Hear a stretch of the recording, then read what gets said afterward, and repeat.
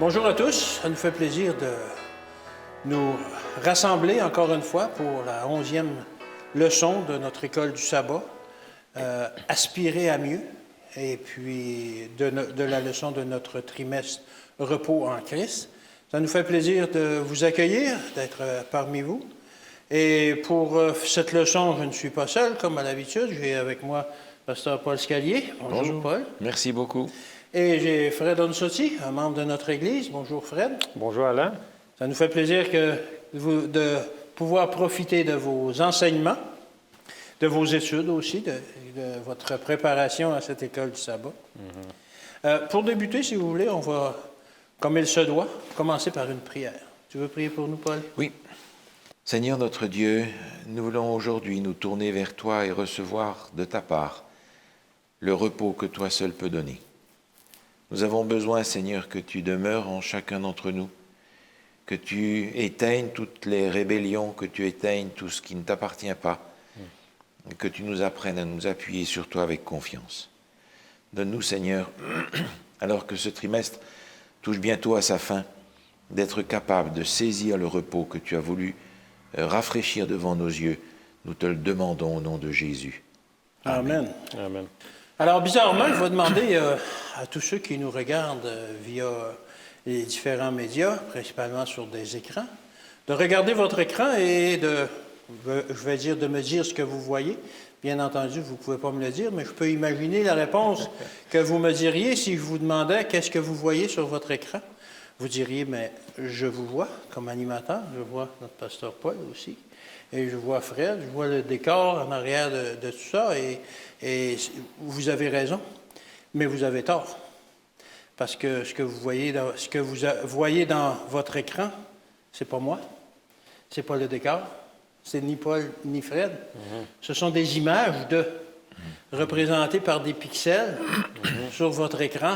Parce que moi, en réalité, j'aimerais bien être chez vous pour pouvoir partager cette leçon en direct avec vous, mais comme on ne peut pas, Dieu a mis des moyens qui sont ces médias-là. Alors, l'exemple que je vous donne, c'est pour vous montrer que il y a des types, il y a des représentations parfois qui font que l'on peut profiter des choses vraies. C'est vrai que l'on est ici réunis, que l'on va étudier cette leçon avec vous, ça c'est vrai, mais sur votre écran, c'est juste une image que vous voyez. Une image qui bouge, mais c'est juste une image. Vous ne voyez pas vraiment les personnes, mais cette image nous représente, ça c'est vrai aussi. Alors l'Ancien Testament est rempli de symboles comme ça, d'ombres et de rituels qui, bien souvent, pour nous chrétiens, on regarde ça d'un œil un peu, je dirais, avec un regard que ça, c'est pas nécessairement pour nous, c'est pour l'Ancien Testament. Et les Hébreux, dans le temps, ils trouvaient leur compte, mais nous, on a Christ maintenant et on regarde seulement à Christ. Mais tous ces rites-là ont une signification spirituelle profonde. Et les leçons que ça enseigne, c'est riche de sens. On peut, justement, découvrir Jésus, découvrir Dieu à travers tous ces rites, tous ces symboles qu'il y avait, que Dieu avait mis en place pour le peuple hébreu à cette époque-là. On peut comparer l'histoire des Hébreux, justement, la marche qu'ils ont fait, sortir du pays d'Égypte, etc., et marcher dans le désert, etc., à notre marche chrétienne avec Dieu. De même que les Israélites furent miraculeusement délivrés du pays d'Égypte, nous aussi, on est délivrés du péché. De même qu'ils ont traversé la mer Rouge, qu'ils ont été en quelque sorte baptisés dans la mer Rouge, nous aussi, on va prendre le baptême. Alors qu'ils ont mangé la manne dans le désert, nous aussi, on a le pain de vie à manger. Le pain de vie qui est Jésus, la parole, c'est Jésus. Et alors qu'eux attendaient la Canaan terrestre, nous, on attend la Canaan spirituelle, la Canaan céleste. Alors Dieu nous délivre du passage, nous conduit à travers les eaux, nous nourrit de la manne, de la parole, et étanche notre soif justement comme dans le désert. Et ça, c'était des types. Et maintenant, nous rencontrons l'antitype de ces choses-là en Christ qui, justement, a accompli tout ce qu'il devait accomplir, justement, pour le salut du monde. Je vous inviterai à prendre Hébreux 4 au verset 1 à 11, mais c'est un peu long. On va lire principalement le verset 7. Le verset 7 qui dit ceci. « Dieu fixe de nouveau un jour aujourd'hui, en disant dans David, bien longtemps après, comme il le dit plus haut, « Aujourd'hui, si vous entendez sa voix, n'endurcissez pas votre cœur. » Alors justement, toutes ces choses-là qui nous ont été données comme enseignement sont comme la voix de Dieu qui nous appelle et n'endurcissons pas notre cœur, justement. Dieu fait un appel spécial. Dans la journée de dimanche, on nous parlait de baptiser en Moïse. Dans 1 Corinthiens 10, versets 1 à 11, qu'on nous recommandait de lire. Mais encore une fois, on va écourter un peu, on va lire principalement le verset 6. Or, ces choses sont arrivées. Quelles choses qui sont arrivées? Paul est en train de nous parler justement du cheminement des Hébreux dans le désert, etc. Or, ces choses sont arrivées pour nous servir d'exemple, afin que nous n'ayons pas de mauvais désirs comme ils en ont eu. Alors, il nous rappelle que ces choses sont arrivées pour nous servir d'exemple, et en même temps, il nous fait une mise en garde. N'ayons pas de mauvais désirs comme ils en ont eu. Ils ont eu de la misère à passer au travers, spirituellement, j'entends. Et Paul nous recommande justement de prendre garde, de ne pas faire les mêmes erreurs qu'eux ont fait.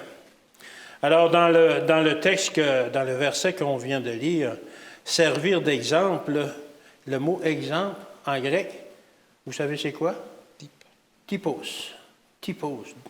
Et quel mot on tire de ça en français? Type. Alors, le type, et vous connaissez, on parle de ça souvent dans l'adventisme, le type a rencontré l'antitype qui est Jésus et toute l'histoire de son sacrifice. Alors, le type, c'était une image, justement, de ce que Jésus allait venir accomplir sur la terre pour notre salut. Dans Hébreux 8 au verset 5, ça dit ceci. Ceux-ci célèbrent le culte dans une copie ou dans un exemple et une ombre des choses célestes, afin que Moïse en fût divinement averti alors qu'il allait réaliser l'attente. Regarde, dit-il, c'est Dieu qui lui parle, tu feras tout d'après le modèle qui t'a été montré sur la montagne. Alors Moïse a construit le temple, le peuple hébreu a construit le temple justement d'après le modèle qui existe dans le ciel. Et dans le modèle original, s'est déroulé et se déroule encore le plan du salut, débuté sur la terre et qui se continue justement dans le ciel. Alors, justement, le type a rencontré l'antitype. Jésus accomplit justement ce qui avait été enseigné par différents symboles sur la terre et dans le temple, dans la tente d'assignation, etc. Alors, tous ces types qui avaient à cette époque-là pointent vers Jésus et son ministère. On peut parler de la porte d'entrée du sanctuaire, qui est la porte. La Bible nous dit que c'est Jésus. On peut parler du sacrifice. On peut parler de l'autel du sacrifice. On peut parler du lavoir. On peut parler aussi dans le prêtre qui officie. On peut parler du chandelier, de l'autel des parfums et de la table des pains de proposition. Tout cela était des symboles, justement, pour mener le peuple à Dieu. Et Paul nous dit d'apprendre de ces choses-là, de voir, justement, dans ce cérémonial, comment ça se passait, pour justement que nous aussi, on puisse apprendre de ça et qu'on puisse découvrir Dieu à travers ça. Je vous invite à prendre 1 Corinthiens 10, versets 1 à 4. « Frères, je ne veux pas que vous ignoriez que nos pères ont tous été sous la nuée, qu'ils ont tous passé à travers de la mer, qu'ils ont tous été baptisés en Moïse dans la nuée et dans la mer, qu'ils ont tous mangé le même aliment spirituel, et qu'ils ont tous bu le même breuvage spirituel, car ils buvaient à un rocher spirituel qui les suivait, et ce rocher était en Christ. Et je vous invite à prendre le verset 6. « Or, ces choses sont arrivées pour nous servir d'exemple, afin que nous n'ayons pas de mauvais désirs comme ils en ont eu. » Alors justement, toutes ces choses-là qui sont arrivées l'ont été pour notre enseignement, pour l'enseignement des gens à cette époque-là, bien entendu, mais pour notre enseignement aussi. Je pense que c'est important, justement, d'étudier ça dans l'Ancien Testament pour découvrir plus, pour découvrir, justement, sur le plan du salut. On n'en sait jamais assez sur le plan du salut. On ne connaît jamais assez l'amour de Dieu qui l'a poussé, justement, à accomplir ce sacrifice et accomplir, justement, ce sacrifice pour le salut de l'homme. Alors, c'est quelque chose de merveilleux. Et dans ce sanctuaire, dans ce type-là, qui nous montre justement le sacrifice de Jésus, il y avait des rituels et des sacrifices. Je pense, Paul, que tu as fait une recherche là-dessus et que tu peux nous parler un peu plus des rituels et des sacrifices. Alors, on est dans notre leçon de ce trimestre à la recherche du repos. Oui. Oui. Notre leçon, aujourd'hui, prend un certain nombre d'images qui nous invitent à regarder vers la réalité. Si on reste collé avec les images, on reste avec une vision tronquée de la réalité, par conséquent, une vision tronquée du message biblique. Oui. C'est le problème en particulier de nos amis juifs qui sont restés avec les images. C'est le problème aussi de tous ceux qui, au sein de la chrétienté, aspirent à reconstruire le temple. On parle d'aspirer à mieux.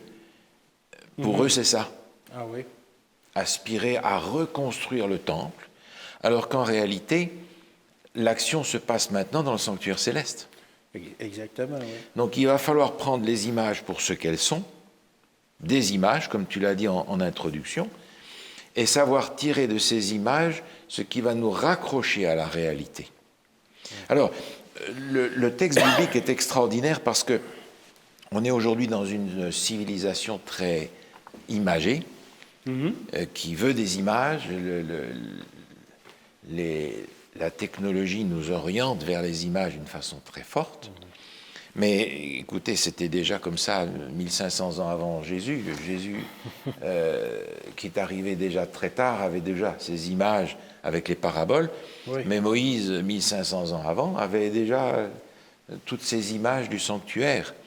Alors, dans le sanctuaire, on a en particulier tous les sacrifices. Notre leçon en prend un en particulier qui est plus significatif pour nous, qui se trouve dans Lévitique au chapitre 4, où il y a une succession de sacrifices qui sont tous des sacrifices d'expiation pour différentes personnes et dans différentes situations. Et la fin du chapitre, verset 32 au verset 35, nous présente le sacrifice d'expiation pour un individu qui a péché et qui vient présenter son sacrifice. Il y a plusieurs choses à noter dans ce texte. Je ne vais pas le relire, vous êtes tous capables de le lire, mais je voudrais simplement tirer les éléments qui s'y trouvent. D'abord, c'est le personnage en question qui va apporter l'animal. Celui qui veut offrir le sacrifice. C'est pas, le pécheur. C'est ça. C'est oui. Quelque chose qui doit lui coûter à lui. Oui. Et on peut facilement imaginer d'ailleurs que si aujourd'hui on voulait éduquer un enfant en lui disant « Écoute, la prochaine fois que tu vas mentir, on va prendre ton petit chat, on va aller au fond du jardin et… » Ouf. Ça serait quelque chose de violent. Oui. Parce qu'on n'est plus dans une civilisation où les sacrifices étaient d'une façon quotidienne. Ça va se passer dans les boucheries cachées. Mais c'était quand même l'objectif. C'est de faire comprendre aux pécheurs, tu viens, tu prends ta brebis, tu prends ta chèvre, et tu viens au temple, et c'est toi qui vas la sacrifier. Il nous est dit qu'il va poser les mains sur la tête de l'animal. C'est ça. Et ça, c'est un geste extrêmement important parce que c'est là que se trouve dans tout le système sacrificiel de l'Ancien Testament cette notion de substitution dont on ne peut pas faire l'économie. Si on enlève cette notion de substitution, il faut complètement reconstruire le plan du salut sur une base qui n'est pas biblique. Ce transfert de la culpabilité du pécheur sur l'innocent. Et c'est l'innocent qui va porter la conséquence du péché de celui qui vient le confesser. Oui. Alors cette notion-là était très importante, c'est un geste qui est souligné à plusieurs reprises, et il dit, il posera sa main sur la tête de la victime, qu'il l'égorgera en sacrifice d'expiation. Donc c'est à remarquer que c'est la personne qui apporte le sacrifice qui va l'égorger l'animal. Oui. Le reste du rituel va être accompli par le sacrificateur, mais c'est le pécheur qui doit mettre l'animal à mort. Et là, l'image est forte. Je suis un de ceux qui a rendu le sacrifice de Jésus nécessaire. Pas directement, parce que je n'étais pas là. Je n'ai pas crié « crucifie ». Mais mon péché et mes péchés rendent le sacrifice de Jésus nécessaire pour moi. Ensuite, le sacrificateur va prendre du sang, le mettre sur les cornes de l'autel. Et c'est intéressant parce que la notion de la corne de l'autel, qu'on retrouve d'ailleurs aussi sur les autels païens, les cornes de l'autel, la corne est associée à la notion de pouvoir, à la notion de protection, à la notion de force. Et à plusieurs reprises dans l'Ancien Testament, lorsque le mot corne est employé, c'est le mot force, puissance, qui est traduit dans nos Bibles en français. C'est ce dont il est question ici. Donc on va utiliser ce sang pour pouvoir saisir la force qui est dans le sacrifice qui est accompli. La graisse sera brûlée, le sacrificateur va accomplir le reste du rituel, et il est dit, c'est ainsi que le sacrificateur fera pour cet homme l'expiation des péchés, du péché qu'il a commis, et il lui sera pardonné. C'est intéressant, il y a deux notions ici, la notion d'expiation et la notion de pardon. Alors, cette notion-là est extrêmement importante. On va retrouver cette notion d'expiation dans le Nouveau Testament. Je voudrais simplement prendre un ou deux textes. Le premier dans le premier épître de Jean, au chapitre 2 et au verset 2. Un texte que nous connaissons bien. Il est dit, il est lui-même, en parlant donc de Jésus, notre avocat, le juste, il est lui-même une victime expiatoire pour nos péchés, et non seulement pour les nôtres, mais aussi pour ceux du monde entier. Alors, ce n'est pas un automatisme. Jean 3,16 nous dit « quiconque croit peut être au bénéfice de ce sacrifice expiatoire ». Et puis l'autre texte que je voudrais regarder se trouve dans Hébreux au chapitre 2. Hébreux chapitre 2 au verset 17. Il est question ici encore une fois du prince du salut, Jésus, et il est dit au verset 17 en conséquence, « Il a dû être rendu semblable en toutes choses à ses frères, afin qu'il soit un souverain sacrificateur miséricordieux et fidèle dans le service de Dieu, pour faire l'expiation des péchés du peuple, car du fait qu'il a souffert lui-même et qu'il a été tenté, il peut secourir ceux qui sont tentés. » Donc on a cette notion d'expiation dans le Nouveau Testament en rapport avec Jésus. Le mot qui est utilisé dans l'Ancien Testament, qui perd et qui est traduit par expier, est intéressant parce qu'il a une signification large et forte. Je prends par exemple la fête des expiations, la fête des expiations. Et l'expiation va être faite pour le lieu très saint, le lieu saint, le parvis et le peuple, durant cette fête qui est présentée dans le livre de l'Exode, chapitre 16. Alors, on a ici les expiations, et dans cette fête, il y a beaucoup plus que le pardon. Parce que tout au long de l'année, les gens ont obtenu le pardon par le sacrifice qui est fait. N'est-ce pas? Alors, à quoi ça sert de refaire encore une fête des expiations? c'est que la notion d'expiation contient plus que simplement le pardon. La notion de pardon est utilisée dans les Écritures avec la notion de couvrir, le vêtement. Oui. L'expiation ici va un pas plus loin avec l'élimination de la cause du péché. Et dans la fête des expiations, c'est ce qui se passe avec le bouc Azazel. Donc il y a dans le sacrifice qui est fait ici une notion qui va dépasser le pardon, mais qui va jusqu'à l'expiation, c'est-à-dire éliminer la cause, l'origine du péché. C'est ce à quoi on est appelé. Dieu ne veut pas simplement nous pardonner, il veut aussi nous restaurer. Et la fête des expiations, qui nous catapulte vers la fin des temps, nous amène à cette restauration complète, Oui. où Dieu va éliminer définitivement la cause, l'origine du péché et du mal. Donc il y a dans les sacrifices ces notions-là. Et j'aime bien la façon dont c'est traduit en anglais. Expiation en anglais est traduit par atonement. Atonement, c'est at one month. C'est cette idée de refaire un de ce qui est séparé. OK. Oui. Et que nous avons en français avec le terme réconciliation. N'est-ce pas? Donc le sacrifice qui est fait là est nécessaire pour la réconciliation. Et le Nouveau Testament nous parle de ce ministère de la réconciliation dont nous avons été les bénéficiaires et que nous sommes invités à partager autour de nous. Parce que Jésus a fait le sacrifice nécessaire pour la réconciliation avec Dieu. Nous étions ennemis de Dieu par le péché, et Jésus, qui est à la fois homme et à la fois Dieu, va prendre la main de Dieu et la main des hommes et opérer l'œuvre de réconciliation. Extrêmement important. Alors, on comprend que lorsque Jean-Baptiste voit arriver Jésus pour le baptême, il va dire, voici l'agneau de Dieu. Alors, pour nous, on connaît le texte, Oui. mais pour ces gens qui n'attendaient pas une révélation particulière, qui étaient venus pour se faire baptiser par Jean, une telle déclaration est troublante.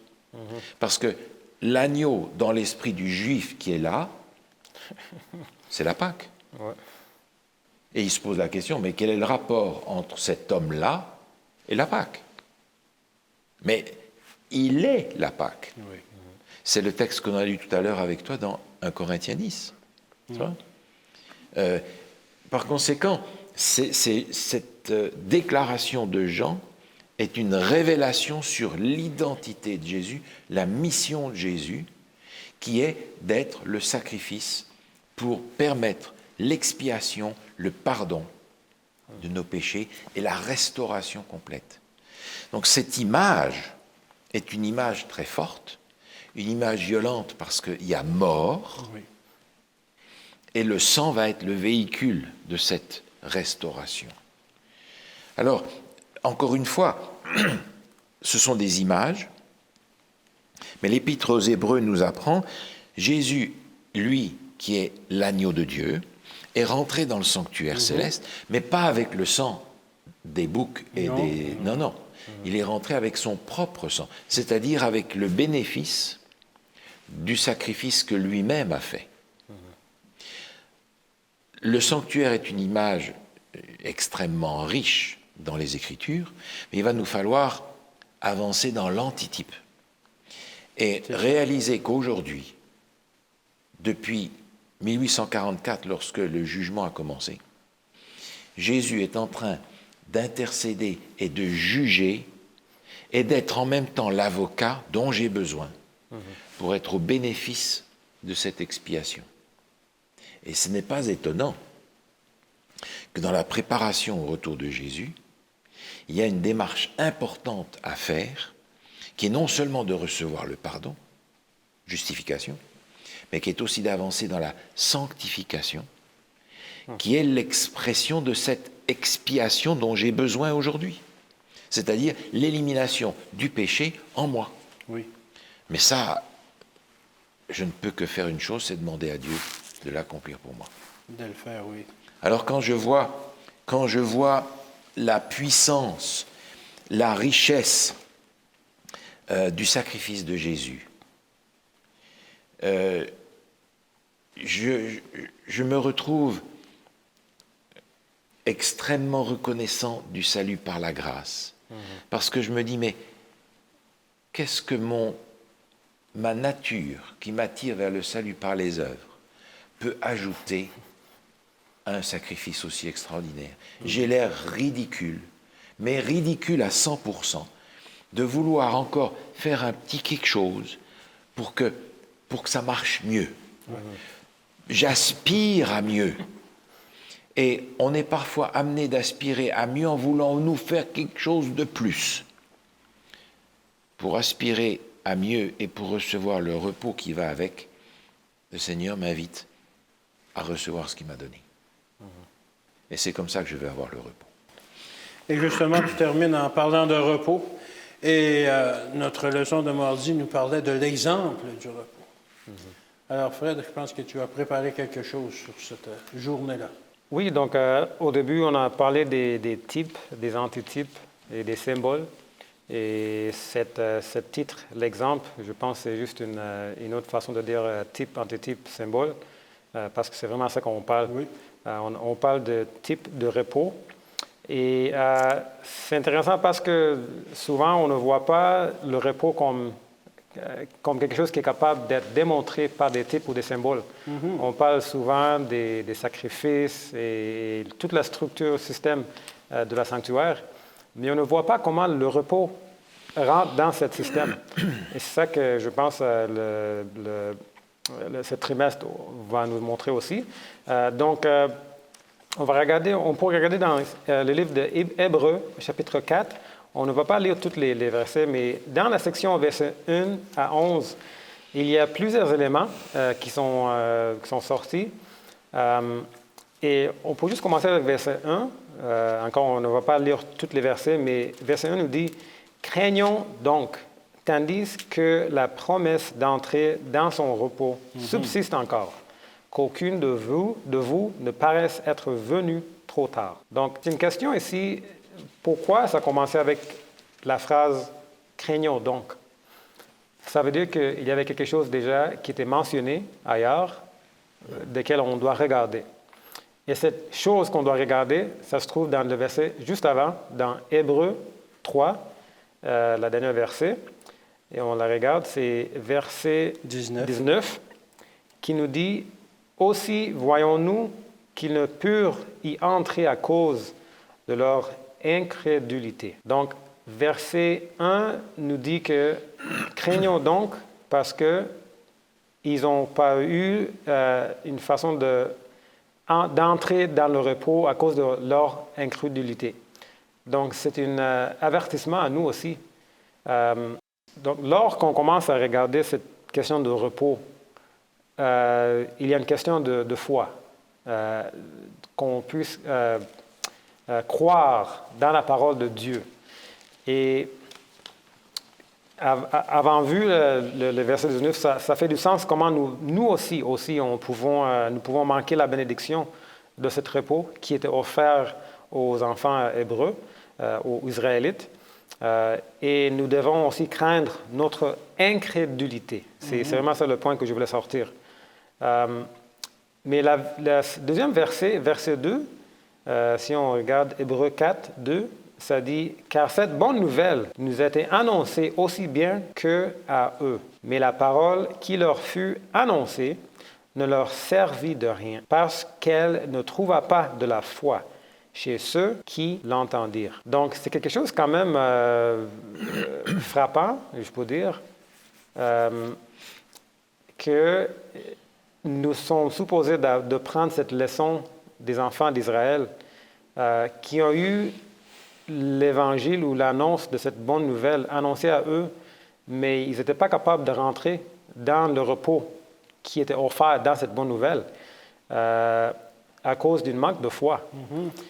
Mais il y a aussi un élément ici que peut-être on peut juste lire vite, puis ça nous dépasse. Mais cette verset nous associe aussi le repos avec la bonne nouvelle. Autrement dit, l'Évangile. Comme on dit, la phrase « la bonne nouvelle », c'est aussi l'Évangile dans les Saintes Écritures. Donc, en termes concrets, l'Évangile est notre véritable repos. Et c'est pour cela, si on regarde dans Romains 1, 16 à 17, je vais juste le lire, ça nous dit que l'Évangile, c'est une puissance de Dieu pour le salut de quiconque croit, du juif premièrement, puis du grec. Et verset 17, « Parce qu'en lui est révélée la justice de Dieu par la foi et pour la foi, selon qu'il est écrit, le juste vivra par la foi. » Donc, c'est-à-dire que l'Évangile a le pouvoir qui nous donne le salut du péché, qui est un véritable repos. Et troisièmement, cet Évangile est reçu par la foi. Donc, ça veut dire que le repos aussi est reçu par la foi, parce que le repos et l'Évangile, c'est la même chose. Ce même verset, verset 2, nous montre également que l'Évangile qui a été prêché aux fidèles de Dieu pendant des siècles, même des millénaires, nous est également prêché. Des fois, on peut regarder l'Ancien Testament puis on pense que c'était juste pour les Juifs avant la venue de Jésus, mais c'est vraiment le même évangile. En termes concrets, tous les symboles qui se trouvent là-dedans, tout le système dans le sanctuaire des sacrifices, tout ce système, c'était fait pour eux, mais c'était aussi un symbole pour qu'on puisse comprendre, nous aussi, en termes concrets, comme le pasteur vient de mentionner, tout ce système, comment ça a été si frappant, une image vivante. Ça peut être aussi frappant pour nous si on prend le temps pour le voir et regarder un peu plus dans des termes concrets. Donc, maintenant que nous avons compris que l'Évangile, c'est aussi le salut du péché, c'est notre repos d'une vie pécheresse, ça veut dire que tous les symboles de salut, l'Évangile, repos, que le peuple de Dieu avait pendant les siècles, n'étaient que des types pour nous aussi. Donc, ce système-là fonctionnait comme une chose si frappante comme on vient de mentionner, mais aussi des symboles puissants.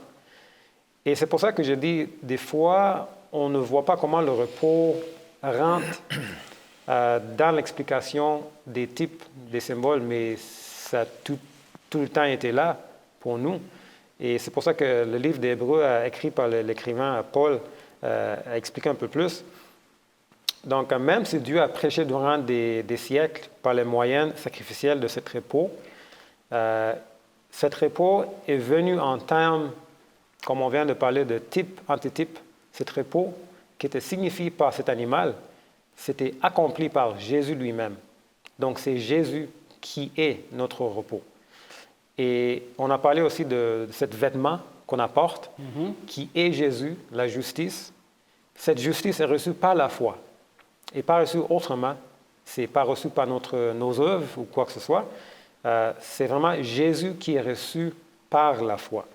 Donc, nous avons Jésus qui est le symbole accompli type en vérité pour nous.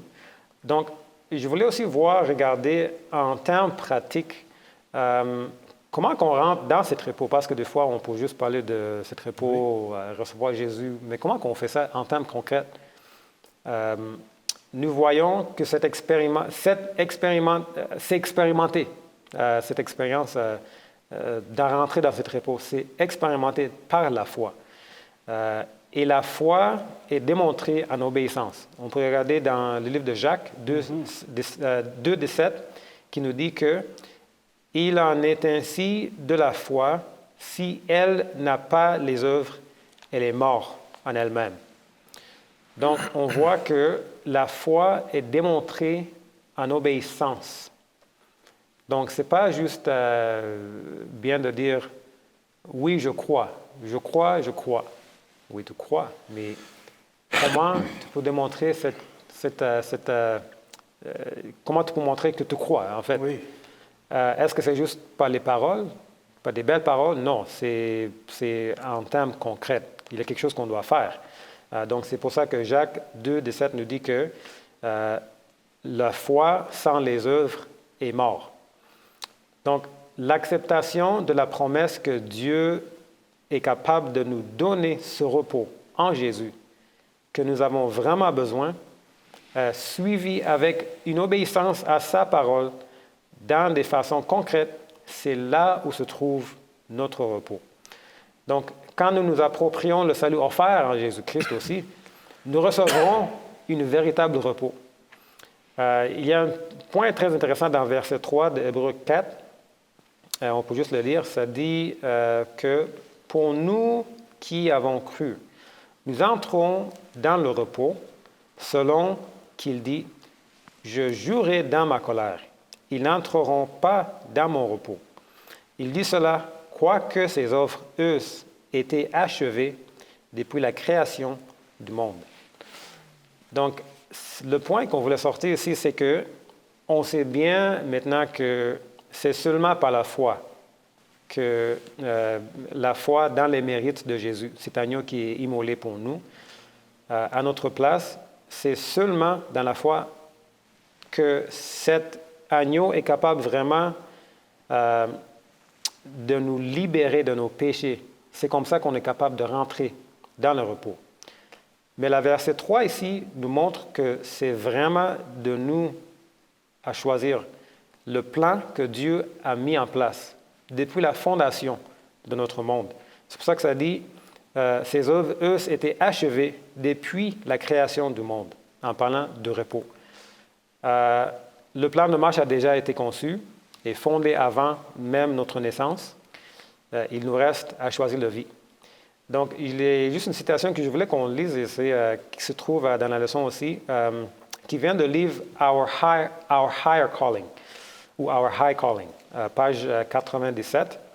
Sawat dit ceci, elle parle de secret du repos. Et quand j'ai lu ces termes-là, je trouvais intéressant. Elle dit, le repos est trouvé lorsque toute auto-justification, tout raisonnement d'un point de vue égoïste est abandonné. L'abandon total de soi, l'acceptation de ses voies et le secret du repos parfait dans son amour. Faites exactement ce qu'il vous a dit de faire et soyez assurés que Dieu fera tout ce qu'il a dit qu'il ferait. Êtes-vous venus à lui en renonçant à tous vos artifices, à toute votre incrédulité, à toute votre suffisance? Venez tel que vous êtes, faible, sans défense et prêt à mourir. Quel est le repos promis? C'est la conscience que Dieu est vrai, qui ne déçoit jamais celui qui vient à lui. Son pardon est complet et gratuit, et son acceptation signifie le repos de l'âme, le repos dans son amour. Donc, c'est Dieu lui-même qui nous promet cet repos. C'est à nous de choisir si on veut l'avoir. Merci. Certains vont peut-être trouver que c'est drôle que tu parles de repos en Christ, mais tu n'as même pas parlé du sabbat, qui est la journée de repos. Mais oui, effectivement, tu as très bien décrit que le repos en Christ, c'est de s'en remettre complètement à Jésus pour notre salut. C'est ça, le vrai repos en Christ. Oui. Et dans Hébreux 4, tu l'as cité, mais si on continue, au verset 7, ça dit « Aujourd'hui, si vous entendez sa voix, n'endurcissez pas vos cœurs. » Je pense que Paul, tu as quelque chose à nous raconter là-dessus. Oui. Alors, ce texte est particulièrement intéressant parce qu'il a été utilisé de toutes sortes de manières pour jeter le sabbat à la poubelle. Oui. Et pour dire qu'il n'y a plus besoin de sabbat parce que chaque jour, aujourd'hui, est un jour de grâce. Alors, j'aimerais regarder ce texte un petit peu pour rappeler que le texte de Hébreux 4 ne parle pas du sabbat. Tu l'as mentionné tout à fait clairement en lisant le verset 1, où il est dit « Craignons donc, tandis que la promesse d'entrer dans son repos subsiste encore, qu'aucun de vous ne paraisse être venu trop tard. » Il ne paraît pas du sabbat, il parle de la grâce à recevoir et du repos qui va avec. C'est ça? Donc, le texte ici d'Hébreux 4 ne parle pas du sabbat. L'apôtre Paul le mentionne au verset 4 comme étant l'image du repos qui nous est offert par la foi en Jésus. Donc il ne parle pas du sabbat, le sabbat va être un élément d'illustration de la grâce que l'apôtre Paul nous propose de recevoir. Et tu as très bien mentionné tout à l'heure le fait qu'au verset 19 du chapitre 3, il est question de ceux qui n'ont pas pu y entrer à cause de leur incrédulité. Le texte emploie ici un mot qui est l'absence de foi. Si on voulait traduire littéralement le mot qui est utilisé, c'est l'absence de foi. Et cette absence de foi, nous la retrouvons un peu plus loin au chapitre 4, avec le verset 6, où il nous est dit « Or, puisqu'il est encore réservé à quelques-uns d'y entrer, et que ceux à qui d'abord la promesse a été faite n'y sont pas entrés, à cause de leur désobéissance. » Donc, l'absence de foi se traduit par la désobéissance. Et le texte ici fait référence à un passage du psaume 95 que je voudrais regarder avec vous. Aujourd'hui, si vous entendez sa voix, n'endurcissez pas vos cœurs. C'est un passage du psaume 95 qui est extrêmement intéressant. On n'a pas le temps de l'étudier en détail, mais c'est ici que l'on a le verset 11, par exemple, où il nous est dit « Ainsi je jurai dans ma colère, ils n'entreront pas dans mon repos. » Mais il est fait référence à plusieurs choses ici. Ce texte fait référence à ce qui s'est passé à Mériba, avec les eaux de Massa. Par exemple, au verset 8, il est dit « N'endurcissez pas votre cœur comme à Mériba, comme à la journée de Massa dans le désert où vos pères me tentèrent. » Vous vous souvenez de l'événement, il est expliqué dans Genèse chapitre 17, le peuple arrive dans un endroit, il n'y a pas d'eau, ils commencent à murmurer, c'est la seule chose qu'ils savent faire, et ils sont prêts encore à critiquer Moïse, et Moïse se tourne vers Dieu et dit « Mais qu'est-ce que je peux faire, moi ?» Et vous vous souvenez, Dieu dit à Moïse « Prends Aaron avec toi, prends ton bâton, frappe le rocher, et du rocher va sortir l'eau dont ce peuple a besoin. » Maintenant, regardez psaume 95, verset 1. « Venez, chantons avec allégresse à l'Éternel, poussons des cris de joie vers le rocher de notre salut. Allons au-devant de lui avec des louanges, faisons retentir des cantiques en son honneur. Car l'Éternel est un grand Dieu. » On ne peut pas s'empêcher de comparer l'attitude du peuple d'Israël qui est en train de grogner, de se murmurer, parce qu'ils n'ont pas ce qu'ils veulent, avec les paroles de ce cantique qui rendent gloire à notre rocher, au rocher de notre salut. Et c'est le texte du Nouveau Testament qui disait qu'ils buvaient à un rocher spirituel qui les suivait, et ce rocher, c'est Christ. Alors ce texte ici du psaume 95 fait référence à cet événement où il a fallu frapper le rocher pour que l'eau en sorte. Frapper le rocher, c'est encore une image de Jésus qui est frappé pour nous. Le peuple d'Israël grognait et se plaignait. Il a fallu frapper le rocher pour pouvoir étancher leur soif. Maintenant, c'est dans ce contexte-là qu'il est dit « N'endurcissez pas vos cœurs ». Et c'est dans ce contexte-là qu'il est dit « Vous n'entrerez pas dans mon repos ». Précisément parce qu'ils n'ont pas su faire confiance à Dieu pour leur apporter ce dont ils avaient besoin. Alors évidemment, on peut faire le lien de l'autre côté avec Jésus et la Samaritaine. Jésus lui demande de l'eau, et vous connaissez la discussion, et Jésus lui parle d'une eau différente, en lui disant, voilà, si tu reçois ça, il y aura en toi une source jaillissante de joie, de paix, etc. Et c'est effectivement ça, parce qu'elle court dans son village, aller chercher tout le monde qu'elle ne voulait plus voir parce qu'elle avait peur de ces gens. Elle va les chercher pour les amener à Jésus. Alors nous avons cette invitation de l'apôtre Paul dans Hébreux 4. N'endurcissez pas vos cœurs. Ne faites pas comme ceux-là qui, dans le désert, n'ont pas obéi parce que, un, ils n'avaient pas la foi, et ça les a conduits à la désobéissance. Et l'on comprend dans cette histoire du peuple d'Israël dans le désert que c'était en réalité une rébellion du début jusqu'à la fin, qui s'est exprimée de façon différente au fur et à mesure des circonstances. Mais c'était un peuple qui a été rebelle du début jusqu'à la fin. Et c'est pour cela qu'ils ne sont pas entrés dans le repos. Parce que cette rébellion, pour faire référence à ce que l'on a étudié le trimestre passé, cette rébellion était l'infidélité à l'alliance.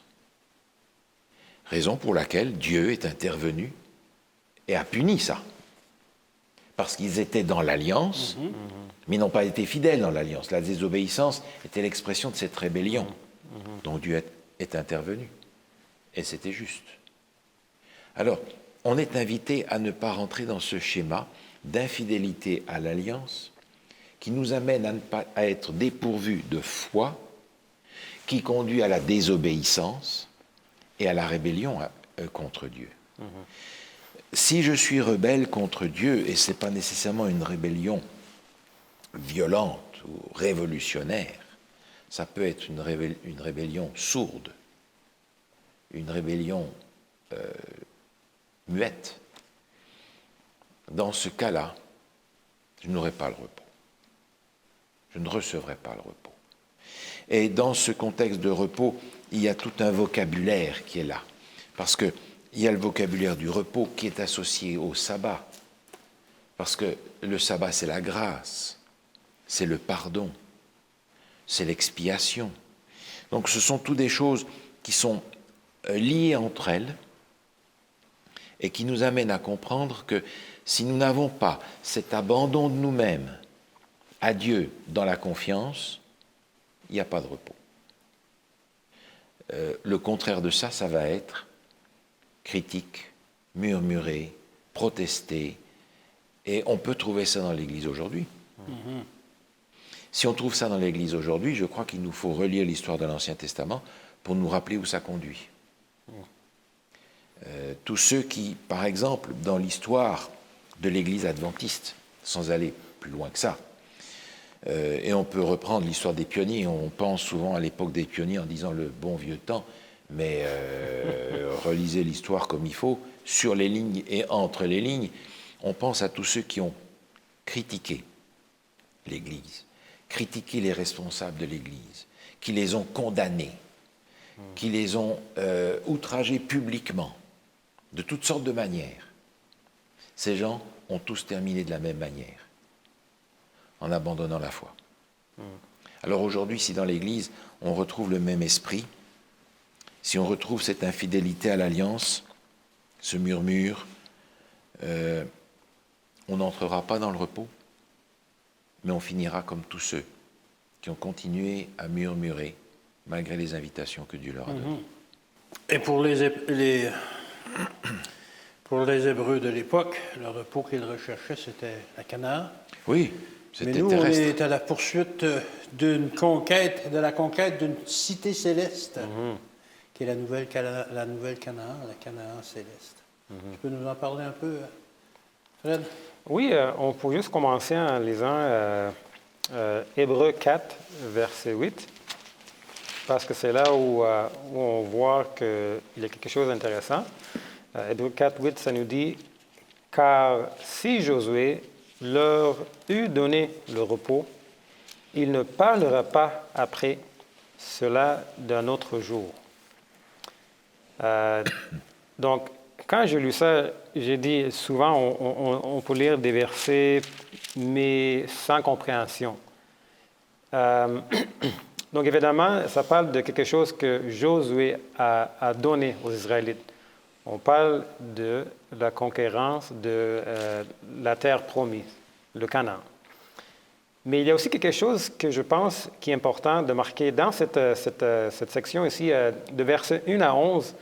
Encore, on ne peut pas lire tous les versets, mais quelque chose que j'ai marqué, c'est que dans plusieurs versets, dans versets 1, 3, 4, 5 et 10, ça nous rappelle à plusieurs reprises que cet repos qu'on peut recevoir appartient à Dieu. c'est son repos, et je vais juste lire des phrases, ça nous mentionne, c'est son repos, mon repos, M majuscule, ses œuvres, son repos, le repos de Dieu. Donc, des fois, les choses que Dieu nous mentionne pour nous échapper, parce que c'est répété, on peut dire, oh, c'est bien beau, c'est répété plusieurs fois, je me rappelle, je vais me rappeler pour toujours. Mais c'est aussi si facile à ignorer que Dieu veut vraiment qu'on comprenne que ce n'est pas un repos qui vient d'une personne ou d'un outil ou de quelque chose autre que lui. C'est son repos à lui. Donc, quand Dieu nous offre un repos, il nous offre son repos à lui-même. Donc, on voit que même si Josué était le chef d'Israël après Moïse, il a commencé, bien évidemment, le travail qu'il devrait faire de conquérir la terre promise, qui était Canaan. On voit que Josué n'était pas capable nécessairement de leur donner le repos complet. Ouais. Il était capable de les aider à conquérir Canaan. physiquement par la guerre, mais il y avait quelque chose qui manquait, que Josué n'était pas capable de donner. Et je pense que ça aussi, c'est une invitation à nous, dans l'Église ou hors de l'Église aussi, de ne pas fixer nos yeux sur les personnes, sur les gens qui peuvent nous aider avec, soit avec la main-d'œuvre ou avec leur capacité, soit un psychologue, soit le pasteur, soit les anciennes, mais de se fixer les yeux vraiment à lui qui est capable de nous donner le vrai repos, son repos, comme il dit, mon repos à lui-même. Ça devient intéressant parce que c'est vrai que Josué a donné encore repos aux Israélites, mais ce n'était pas un repos qui a duré longtemps. Aussi, on sait bien l'histoire des Israélites. Oui. Donc, vu que Dieu n'est pas un menteur, parce que dans le livre de Josué, ça nous parle à plusieurs reprises que Josué a donné le repos aux Israélites. On voit ici que dans versets 9 à 11, on peut juste lire quelques versets, ça nous dit « Il y a donc un repos de sabbat réservé au peuple de Dieu, car celui qui entre dans le repos de Dieu se repose de ses œuvres, comme Dieu s'est reposé des siennes. Efforçons-nous donc d'entrer dans ce repos, afin que personne ne tombe en donnant le même exemple de désobéissance. » Donc, on voit que dans le verset 9, le mot ou le repos de sabbat est mentionné. Bien si le mot sabbat est utilisé ici, il y a deux idées qu'on peut voir. Premièrement, évidemment, c'est l'idée du sabbat du septième jour, parce qu'on sait que le sabbat, après la création, c'était le septième jour. Donc, Dieu nous invite à recevoir le repos qui se trouve dans ce jour. Et c'est un repos qui est offert à tous les enfants de Dieu. En fait, toute l'humanité. Nous sommes tous les enfants de Dieu, évidemment. Mais la deuxième idée qui se trouve ici, c'est l'idée du repos de toutes nos œuvres.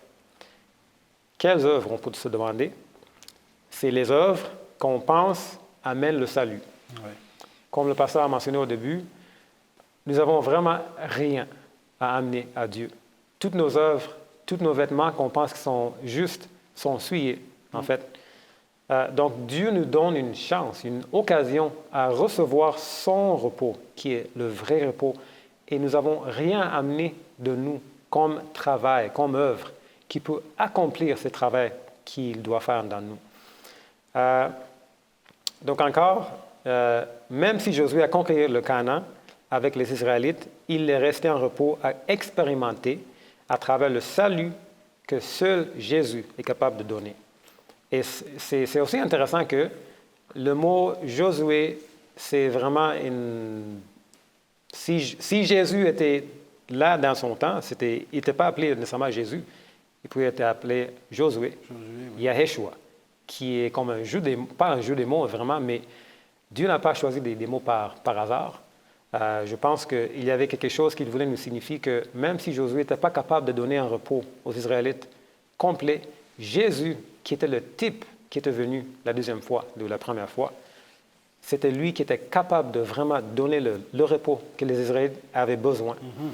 En effet, chaque sabbat aussi, c'est une réalité, un symbole de ce qui nous attend pendant l'éternité. On voit dans Galates 3, quelques versets qui nous parlent des nations. On va voir le lien. Ça nous dit que « Car vous êtes tous fils de Dieu par la foi en Jésus-Christ. Vous tous qui avez été baptisés en Christ, vous avez revêtu Christ.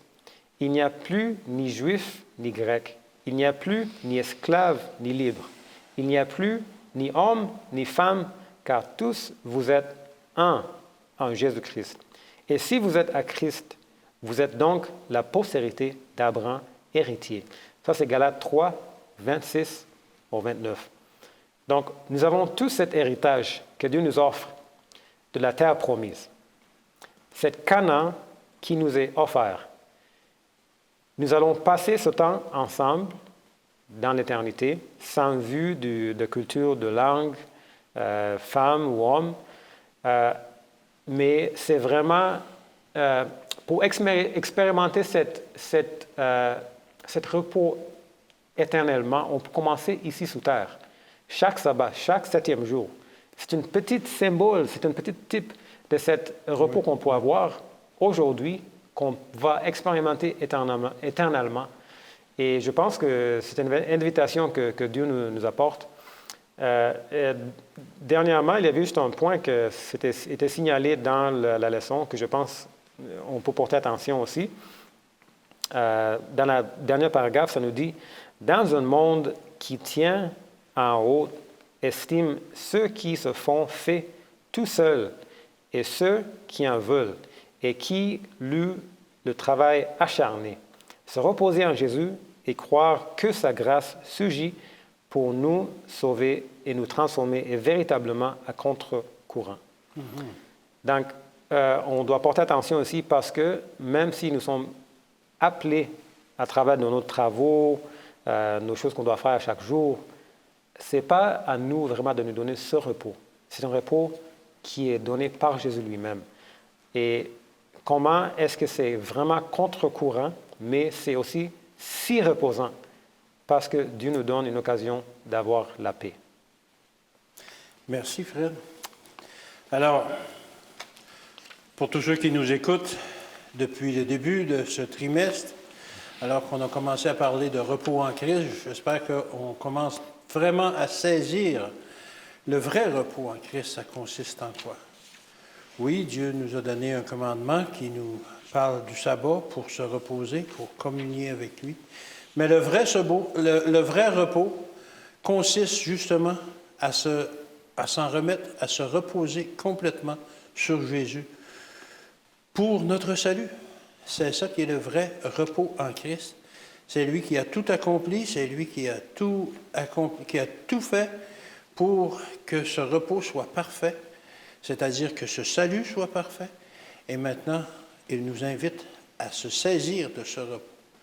Alors, je vous invite à saisir ce repos au cours de votre vie aujourd'hui, de continuer justement à vous en remettre complètement à Jésus. Merci, Paul, pour ces moments avec nous. Merci, Fred. Est-ce que tu veux prier pour nous, Fred, en terminant? Oui. Merci, notre Père, pour ces bons moments qu'on peut passer ensemble en étudiant votre parole. On vous remercie pour le Saint-Esprit qui nous aide à comprendre dans des façons plus pratiques pour nous. Et on vous remercie aussi pour le repos qui est offert en Jésus-Christ. C'est le seul repos qui se trouve dans ce monde pécheresse, dans ce monde qui est bousculé dans toutes sortes de façons, et nos vies qui sont bousculées aussi des fois. On vous demande de nous donner une opportunité encore à voir et à comprendre que nous aussi, on peut voir ce repos personnellement. Et on vous remercie pour le miracle que vous allez faire dans nos vies, en nous donnant ce repos. Et dans le précieux nom de Jésus qu'on prie toutes ces choses. Amen. Alors, merci encore. et à tous les téléspectateurs. Que Dieu vous bénisse et vous garde. Et c'est un rendez-vous pour la semaine prochaine pour la continuation de cette étude.